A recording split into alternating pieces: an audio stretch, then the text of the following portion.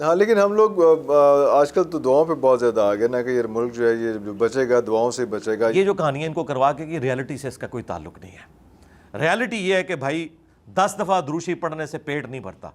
Reality یہ ہے کہ 100 دفعہ سبحان اللہ پڑھنے سے پیاس نہیں ختم ہوتی. وہ آپ کو محنت کرنی پڑنی ہے. پاکستان کو یہ دعاؤں کے اوپر ہی لے کے چل رہے تھے تو دیکھیں 2 ٹکڑے تو ہو گیا نا، بنگلہ دیش الگ ہو گیا نا. کسی بزرگ کی دعا لگی کوئی کام نہیں آئی ہے. جب ہمارے کرتوت برے ہوں گے نا دعا کوئی کچھ نہیں کرے گی. قرآن پاک میں اللہ تعالیٰ نے فرمایا کہ اللہ تعالیٰ کسی قوم کی حالت اس وقت تک نہیں بدلتا جب تک کہ وہ خود اپنی حالت نہ بدل لے اور اللہ تعالیٰ کی نعمتوں سے اپنے آپ کو بغاوت میں نہ لے جائے. اس کا وائس ورثہ بھی درست ہے کہ اللہ تعالیٰ کسی سے نعمت اس وقت تک نہیں چھینتا جب تک کہ وہ خود کوئی ایسی حرکت نہ کر لے کہ اللہ تعالیٰ اس سے وہ نعمت چھین لے. تو یہ اسی طریقے سے ہوتا ہے دنیا میں، اسی طریقے سے رول چلتے ہیں. اور میں اس پہ اکثر کہتا ہوں کہ ہمیں اس قسم کے وائزین جو ہے وہ کس طرف دھکیلتے ہیں کہ اوپر آ کے اگر برا حکمران بیٹھتا ہے وہ کہتے ہیں نہیں ہمارے کرتوت ہیں جی. بھائی قیامت دی نشانیاں نے جی، قیامت دی ساری نشانیاں پاکستان ہی پوریاں ہوئی ہیں. یورپ امریکہ تے کتنے چلا گیا، وہ تو اوپر چلا گیا. انہوں نے تو دنیا کو رہنے کے قابل بنا دیا ہے.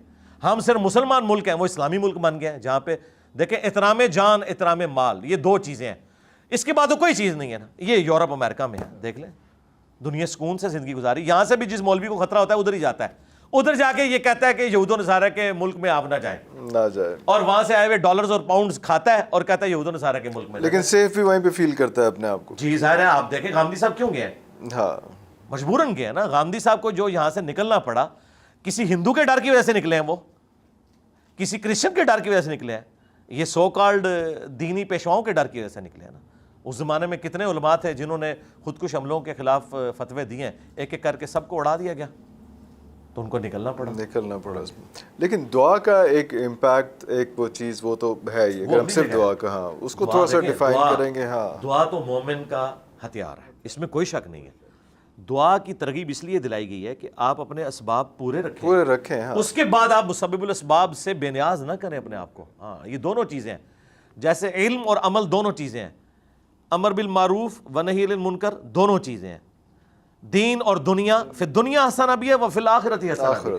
اسی طریقے سے یہاں پر بھی اسباب بھی اختیار کرنے ہیں اور مسبب الاسباب پہ بھی نظر رکھنی ہے دعا کے ذریعے. دعا کبھی بھی رد نہیں جاتی. قرآن میں واضح ہے ادعونی استجب لکم، اے میرے بندو مجھ سے مانگو میں قبول کروں گا. جامعہ ترمذی میں حدیث ہے کہ جو شخص یہ چاہتا ہے نا کہ اللہ تعالیٰ مشکل حالات میں اس کی دعا قبول کرے، اسے چاہیے کہ جب وہ آسودہ حال ہو اس وقت بھی اللہ کو یاد رکھا کرے. ایک اور حدیث ہے جامعہ ترمذی میں مسند احمد میں کہ دعا کبھی رد نہیں جاتی. یا تو جو تم نے مانگا وہ مل جائے گا، یا اس کے نعم البدل کے طور پر کوئی اور چیز اللہ تعالیٰ تمہیں دے دے گا، یا کوئی مصیبت ٹال دے گا. اور اگر یہ بھی نہ ہوا تو آخرت میں ثواب مل جائے گا. یعنی دعا تو رد ہوتی نہیں ہے. لہٰذا اگر کسی کو کوئی منہ مانگی خواہش نہ بھی پوری ہوئی، وہ یہ نہ سمجھے کہ دعا ضائع گئی ہے، اللہ نے اس کی برکت سے اس کی کوئی مصیبت ٹال دی. اگر یہ بھی نہیں ہوا تو آخرت میں تو وہ سیف ہے. یہ ضروری نہیں ہے. قرآن میں آیا کہ کسی چیز میں تم شر سمجھ رہے ہوتے ہو اس میں تمہارے لیے خیر چھپا ہوتا ہے، اور کسی میں تم خیر سمجھ رہے ہوتے ہو اس میں تمہارے لیے شر چھپا ہوتا ہے. اللہ جانتا ہے، تم نہیں جانتے. ہر شخص کی زندگی میں ایسے واقعات ہیں جب وہ واقعہ ہوتا ہے انسان کہتا ہے میں تو برباد ہو گیا، لیکن 10 سال بعد اگر اس سے پوچھے وہ کہتے ہیں یار وہ نہ ہوا ہوتا تو آج میں اس عروج پہ نہ آیا ہوتا. ہر مشکل کے بعد آسانی ہے. ان مع العسر یسرا، ان مع العسر یسرا.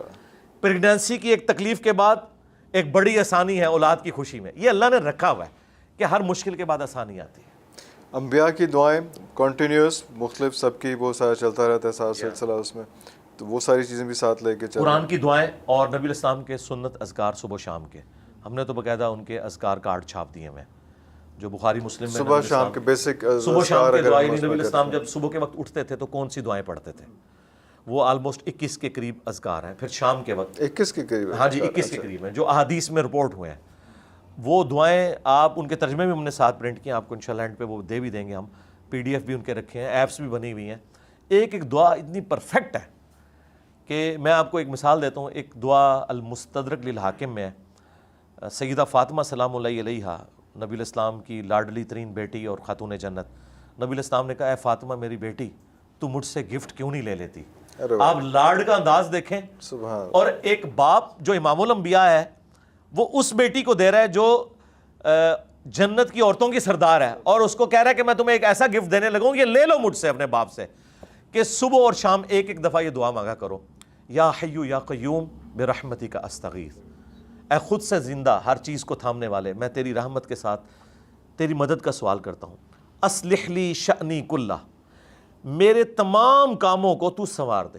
ولا تکلنی الی نفسی طرفۃ عین، اور مجھے پلک جھپکنے کے برابر بھی میرے نفس کے سپرد نہ کرنا. اے اللہ تو ہی مجھے سنبھالنا، ایک لمحے کے لیے بھی مجھے میرے سپرد نہ کرنا، تو نہیں مجھے سنبھالنا ہے. حسبنا اللہ ونعم الوکیل، یہ دعا ٹھیک ہے. اس طریقے سے یہ دعائیں لا الہ الا انت سبحانک انی کنت من الظالمین، یہ ایک ایک دعا اتنی بھاری دعا ہے کہ دیکھیں یہ جو آیت کریمہ کے بارے میں قرآن میں آیا ہے کہ اگر یونس یہ دعا نہ مانگتے تو پھر مچھلی کے پیٹ سے اس دن نکالے جاتے جس دن مردے قبروں سے نکالے جائیں گے. یہ سورہ صافات میں اللہ نے کہا ہے کہ اتنا غصہ تھا ہمارا کہ یونس اگر یہ دعا نہ مانگتا تو پھر یہ قیامت کے دن ہی نکلتا. لیکن یہ دعا کتنی کام کر گئی کہ اللہ تعالیٰ کا غصہ ٹھنڈا ہو گیا. اتنا غصہ کہ میری وحی کی اجازت کے بغیر علاقہ کیوں چھوڑا. اور دعا کتنی سمپل ہے، لا الہ الا انت سبحانک، اے اللہ تیرے سوا کوئی معبود نہیں اور تو پاک ہے، تو غلطی کر ہی نہیں سکتا. انی کنت من الظالمین، میں تو انسان ہوں، غلطی کروں گا. اب یہ انہوں نے اپنی کمزوری مان لی. اللہ کو یہ پسند ہے کہ آپ اس کے سامنے اپنی کمزوری مانیں. یہی شیطان اور آدم میں فرق ہے. شیطان نے اپنی غلطی کی جسٹیفیکیشن دی تھی، اللہ نے کہا مردود. آدم نے کیا کہا تھا، ربنا ظلمنا انفسنا. لہٰذا آدمی وہ ہے جس کی نسبت آدم کے ساتھ ہے. آدم کے ساتھ. ارے اللہ. اور آدم یہ ہے کہ اپنی غلطی کی جسٹیفیکیشن نہیں دیتا، وہ کہتا ہے آئی ایم سوری، بس. اللہ تعالیٰ کہتا ہے ٹھیک ہے معاف کر دو. ارے اللہ اکبر. اچھا لاسٹ کویشچن آپ کے، اللہ تعالیٰ آپ کو اپنی حفاظت میں رکھے. لیکن کچھ یہاں پہ ہمیں ویڈیوز وغیرہ ملتی ہیں کہ جناب کوئی حملہ ہو گیا، کوئی یہ ہو گیا، چیزیں ہو گئیں، خدا نہ خواستہ وصیت وغیرہ کوئی پوری لکھی ہوئی ہے. ایک عجیب کیا وصیت کرنی ہے. ہم تو اس شخصیت کی وصیت کو ہی آگے پہنچا رہے ہیں کہ جن کا ہم نے کلمہ پڑھا ہے. ہماری وصیت یہی ہے کہ نبی الاسلام نے فرمایا اپنے بعد 2 چیزیں چھوڑ کے جا رہا ہوں، اللہ کی کتاب اور اس کے نبی کی سنت. اور نبی الاسلام نے فرمایا کہ میرے بعد قرآن کو پکڑ لینا اور میرے اہل بیت کے ساتھ اس نے سلوک کرنا. یہی وہ وصیت ہے جو نبی الاسلام نے ہمیں کی تھی، اور ہم یہی وصیت آگے بھی کر رہے ہیں. ہم کیا لوگوں کو سکھا رہے ہیں؟ قرآن و سنت سکھا رہے ہیں، اہل بیت کی محبت سکھا رہے ہیں، ان کا ادب سکھا رہے ہیں، صحابہ کرام سے عقیدت سکھا رہے ہیں، اور یہی ہم آگے بھی وصیت کریں گے لوگوں کو.